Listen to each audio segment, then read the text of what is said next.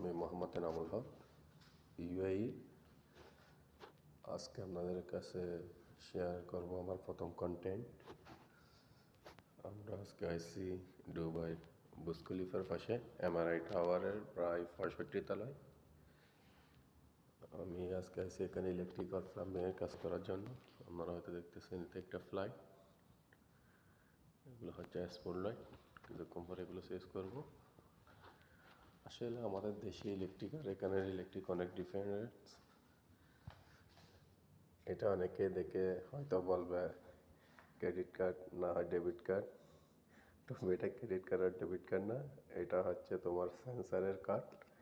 এটার মাধ্যমে তোমার লাইট জ্বলবে, বন্ধ হবে, ওপেন করবে, বন্ধ করবে, এইরকম।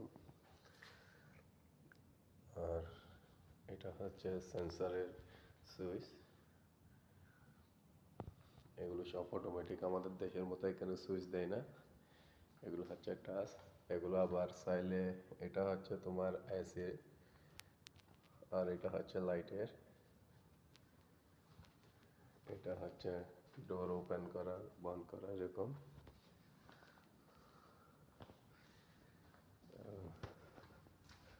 এখন অলরেডি দেখতেছেন আমি এটাতে কার্ডটা সেন্সার থেকে নিয়ে ফেলছি, লাইট অলরেডি অফ হয়ে গেছে। এখন আবার জ্বলতেছে, হয়তো দেখতেছেন জ্বলতেছে। কার্ডটা নিয়ে ফেলে কিছুক্ষণ পরে অফ হয়ে যাবে।